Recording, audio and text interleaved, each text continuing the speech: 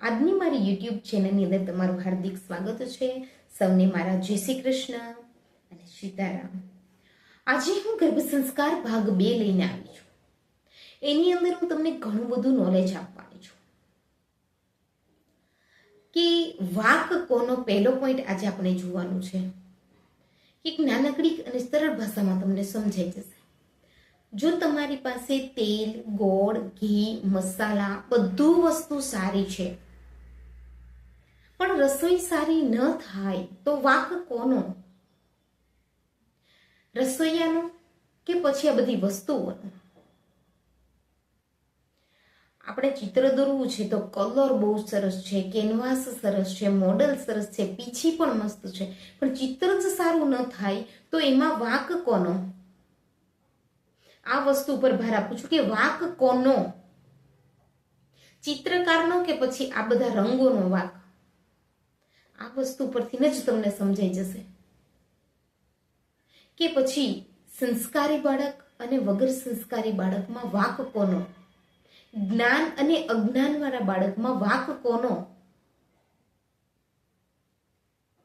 એટલે આપણે કોનો વાંક છે ને એ શોધવાનું છે તમારે, કે આપણામાં શું એવી કમી છે કે જેને લીધે બાળક આવું જન્મશે કે આવું જન્મ્યું. કાચા પાયા ઉપર ભવ્ય ઇમારત ચણવી છે તો ચણાશે? આ સમયની અંદર બધા માણસો વિચારે છે કે હવે સમય એવો થઈ ગયો છે, આ તો કળિયુગ છે, એ તો બધાય માણસો હવે આવા જ છે, બધાના છોકરાઓ આવા જ છે, બધાના બાળક આવા જ છે, હવે એમાં કંઈ કાઢી લેવાનું. તમે બધા જ એવું વિચારશો, પણ એવું તો વિચારો કે બુદ્ધિશાળી, પરાક્રમી અને સંસ્કારી બાળકોમાં કેમ આટલા બધા ઓછા છે? કેમ આવા માણસો અને બાળકો ઓછા છે? એવું વિચારો ને. શું કરવા? કારણ કે ગર્ભ સંસ્કારનું અજ્ઞાનતાને લીધે આવા બાળકો અને આવા માણસો ઓછા છે.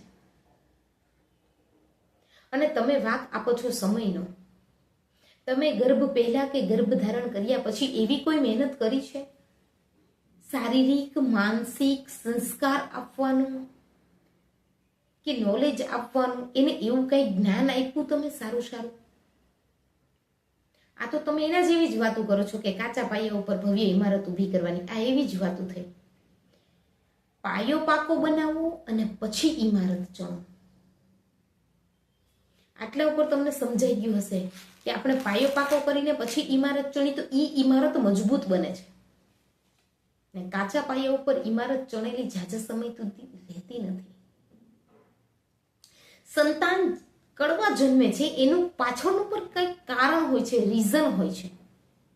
હવે કૌશલ્યને ત્યાં રામ ભગવાન જન્મ્યા અને કૈકસીને ત્યાં રાવણ જન્મ્યા, તો એની પાછળનું પણ કંઈક કારણ તો હશે જ ને. કારણ વિના આવું ના હોય. શું કુદરત આટલી બધી હદે અંધ છે? નથી. કુદરત તો ચોક્કસ તેમના નિયમ પ્રમાણે જ ચાલે છે. યાદ રાખજો, સમય નથી બદલાનો, માણસો બદલી ગયા છે. કડવી દૂધી છે કે કડવી કાકડી છે, બરાબર? તો એની પાછળનું પણ કંઈક કારણ છે.